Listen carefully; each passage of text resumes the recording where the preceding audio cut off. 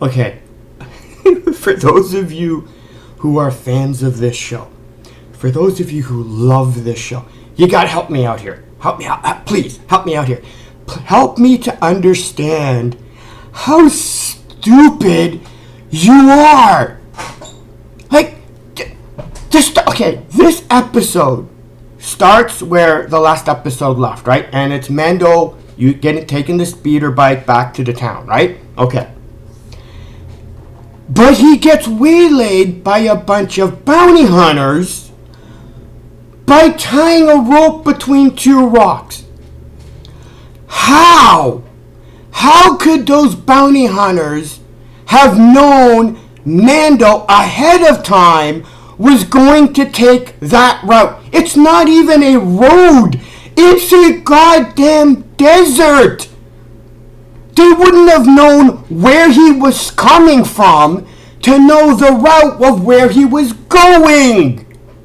This doesn't make any sense. Then he gets caught with the sophistication of a Wile E. Coyote plan. Okay? A plan that is equal to Ewoks. This is the level of sophistication of these bounty hunters. Mando got stopped by the intellectual level of Ewok trap building. Okay? Just to let you, just so you understand. So then he gets thrown from the bike. Now, all the bounty hunters are shown to have blasters. Okay? So why did they suddenly go hand-to-hand combat with them? What happened to their blasters? Like, is this show contractually obligated to have one hand-to-hand combat in every episode, no matter how goddamn stupid it is or forced it is? I love this. I love this. So, you got before I get to the part. So, Mando is being double teamed by these two guys, right? You got that one little guy who pulls out the rifle. Mando uses his zip line, right? Grabs the rifle, retracts it, and the rifle hits the two other guys in the head with the rifle, and that knocks them down. Oh my god. Okay, I have to get to the part that I absolutely love this. I love this. So the little guy, one of the guys has Baby Yoda with the knife, right? And Mando trades Baby Yoda for the jetpack. Okay, not a problem. Okay, stupid, but I'm like, that's okay. The guy that has the bounty hunter that grabbed the jetpack, he starts running into the desert, and I'm going, where the hell are you going?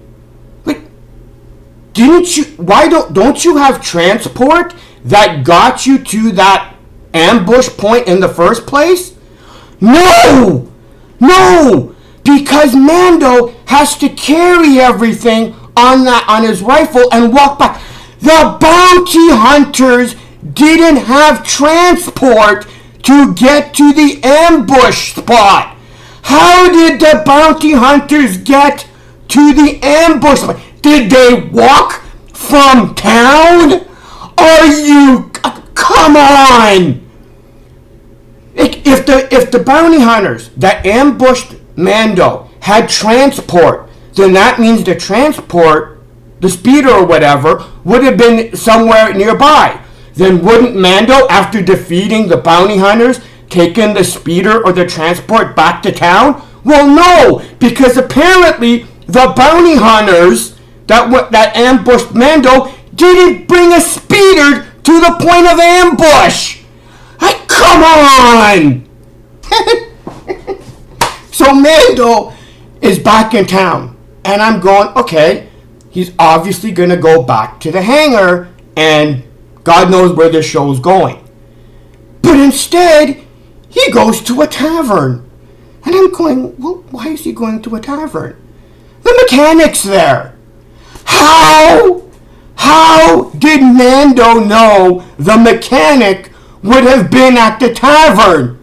wouldn't his automatic first guess be the mechanic is back at the hangar? Nah, let's go into this random tavern and the mechanic is there. And if that's not forced enough, she just happens to be playing cards with someone who happens to know someone who knows where a Mandalorian covert is. Not the one-eyed guy in last episode. Okay, by the way, the covert is in the same goddamn system as Tatooine. In the same goddamn system, an actual covert, the one-eyed guy from last episode didn't know about. That where is it? Where was it?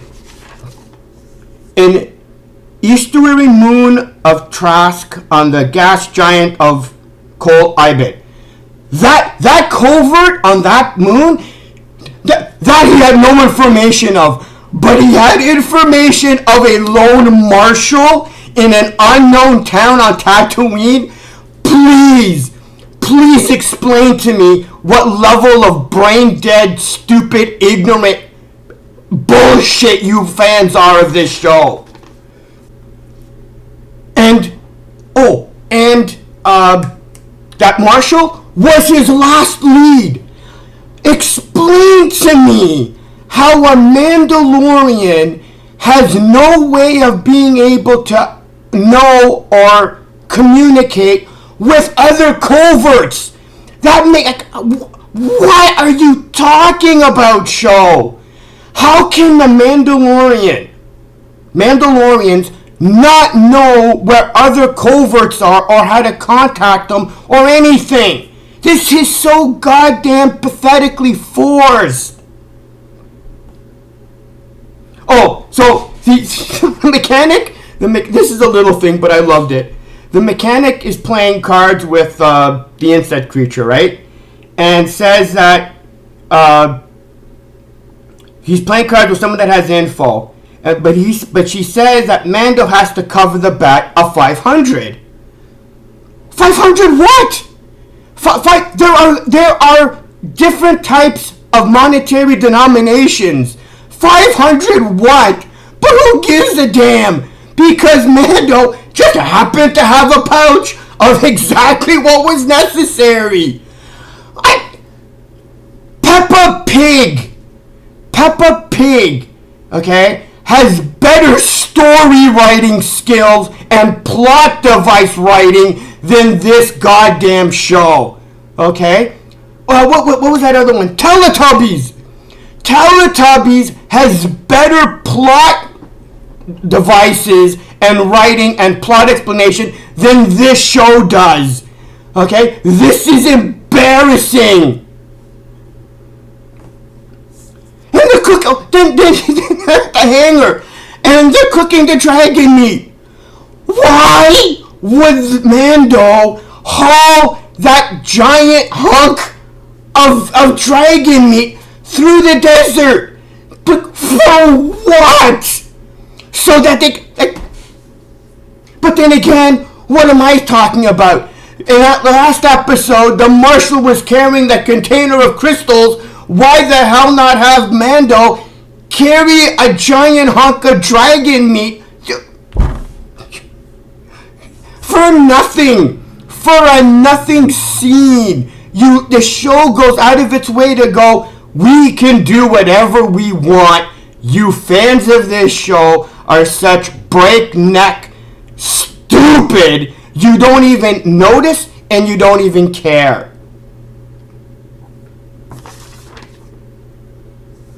Oh, then we get the frog lady, right? And no hyperdrive. Why? Oh, and I love this. This was my favorite line in this episode. This has got to be my top 3 lines of this entire show so far. So, the mechanic tells Mando that he can't use hyperdrive and that he's going to have to go sublight. And Mando says, moving fast is the only thing keeping me safe. No. It's the fact that this show's main audience, okay, are so stupid to be unable to notice how forced and contrived the plots are and all the deus machina that is involved in keeping the Mando alive from episode to episode. That is what keeps you safe. The fact that this audience is too stupid to notice how this show gets away with anything. Okay? Like the level, the meta aspect of stupid involved in that line was hilarious to me. Oh, and the frog lady has eggs. That's why he can't use hyperdrive. Why?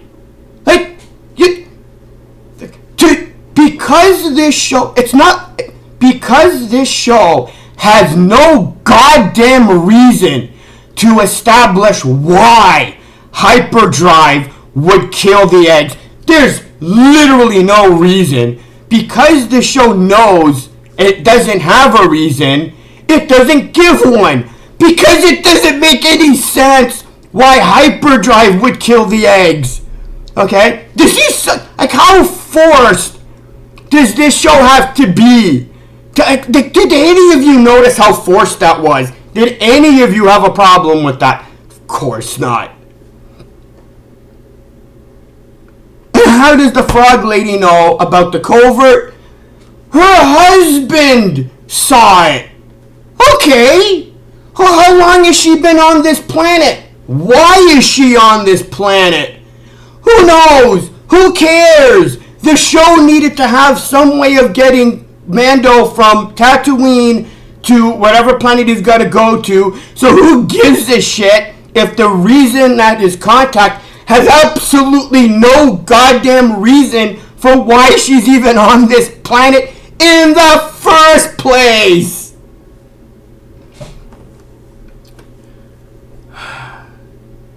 Oh, and then, so we're in the ship, and Mando keeps talking to the frog lady, who he knows can't understand him. But, oh, this show, I love this show. I love this show. So the frog lady, so to have this show, have the frog lady be able to communicate with Mando, this is what they do, okay? They have it that the frog lady bypassed the droid security protocols and accessed its vocabulator. Of course she did! Why the hell not? Like seriously?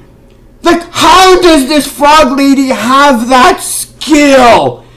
Who gives a shit? The show needed her to be able to communicate with Mando, so who gives a damn that it makes no sense that she would suddenly be able to know how to bypass the droid security system and access its vocabulator? But here's the best part. I loved it. You know what? I can't believe I actually have to explain this to you. Actually, you know what? I do believe it. This is how goddamn stupid you people are. You fans. Okay, I actually have to explain this. Being able to access the droid's vocabulator does not grant the frog lady the ability to understand what Mando's saying, you goddamn brain-dead idiots. The vocabulator only allows the frog lady to modulate the voice synthesizer into speech that can be understood. It doesn't grant the ability to understand alien languages. But you're so stupid, you don't catch that. How? I'm about to ask, how did you not catch that? I'd be shocked if you did catch that. Oh my God, you morons! Morons! You're all morons. I love this show. You're all morons.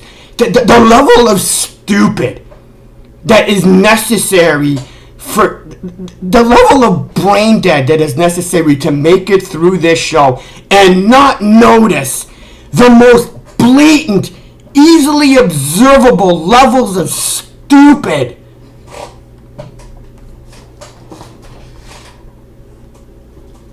Oh, and then she has the modulator, right? Why wouldn't she ask Mando, hey, how come I have less eggs now than when I started with? Because God knows how many Baby Yoda ate. I don't know why Baby Yoda was eating them, but whatever. Apparently that's the humor level of this episode. So Baby Yoda was eating who knows how many of the eggs. Wouldn't the mother have noticed that a bunch of her eggs were missing? No. Can't actually implement the story arc of Baby Yoda actually eating the eggs, because then that would be inconvenient.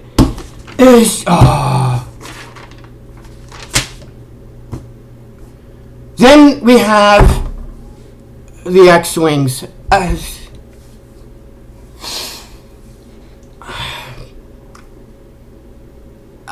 don't even want to deal with the X-Wings, but he ends up running, or he ends up, fleeing.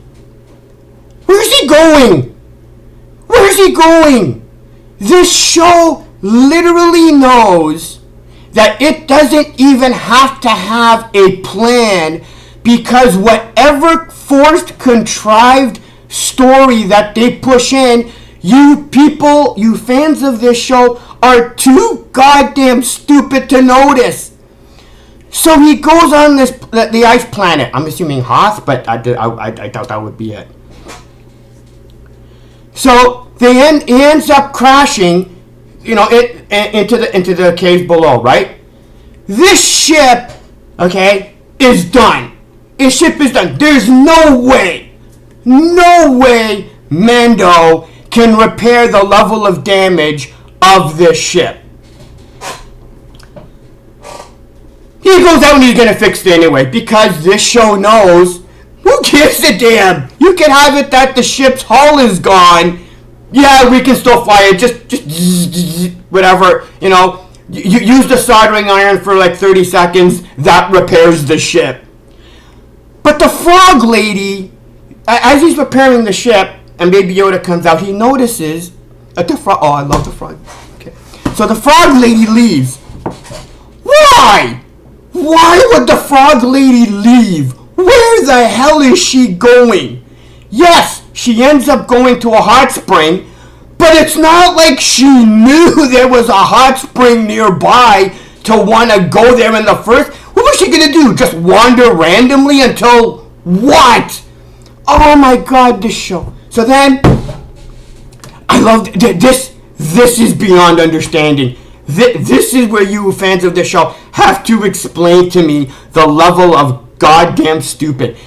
He sees the footprints. Somehow Mando detects the heat patterns of her footsteps in the snow. How? Seriously, he's detecting the heat pattern of her footsteps in snow.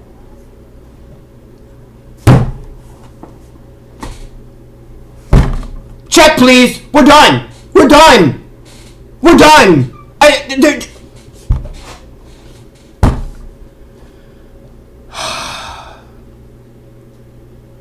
And then the hot spring is, of course, in the middle of a hatchery of spider-like creatures that just happen to come out when Mando and the frog lady are there, because we need some level of excitement. And then they all hatch, and you get hundreds of not only hatched eggs, but of big brothers and I don't know, mama spider creature or daddy spider creature. Now,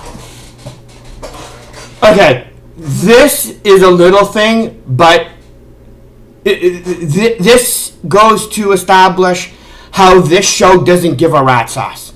You have this spider-like creature has all these hundreds of mouths to feed.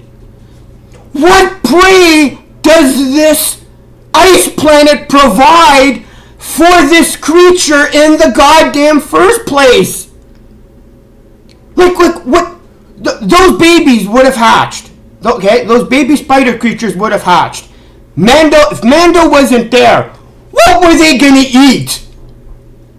What were they gonna eat? Like they're in a cave, and I know it's a little thing, but it's to show that this show can just drop a monster with thousands of babies in a spot anywhere, and none of you care. You don't care. And then they're running, and I'm going, where the hell are they going? I'm going, pulling aliens. Use your flamethrower. He eventually uses his flamethrower, but then he has the mind. I go, use your what are they? Oh, shoot. Use your whistling birds. Use your rifle. No, it's just... And then they get to the ship. And the ship starts to work. They're literally about to... How did he fix the ship? Did any of you not notice the damage that was on that ship? Of course, who cares? Who cares? This ship could be torn in half, and he could get the half with the cockpit in it flying, and you fans of this show wouldn't even notice how stupid that is. But he gets to fly. He starts to fly off, and the giant, mama spider or daddy spider creature lands on the ship, and the two X-Wing pilots just happened to show up, and oh my god.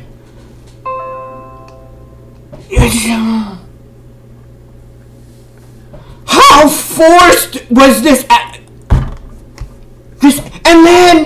And then he recounts the various escapades with one episode with Bill Burr, whatever. Now all of a sudden, oh yeah, we'll leave you. And it's like, dude, Mando, go to the two X-Wing fight pilots and go, can we get some help, a transport, some kind of anything? I can pay. Guaranteed the guy can pull out whatever money he needs whenever the show needs him to. No, you can go. Apparently, the ship that is trashed, I can get to fly it off anyway.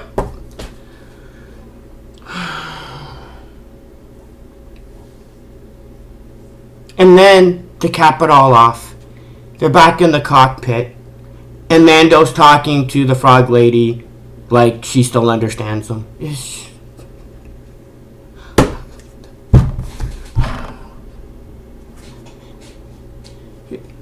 This show was filler. The only thing, story-wise and plot-wise, this show established was he now knows what planet to go to next episode. That's it. Like this, this show is amazing. The level of you brain dead fans of this show. And now I gotta do episode 3. Oh god. Anyway. Again, there's more, but you know what? Screw it. I'm not even gonna... I'm out of here. See ya.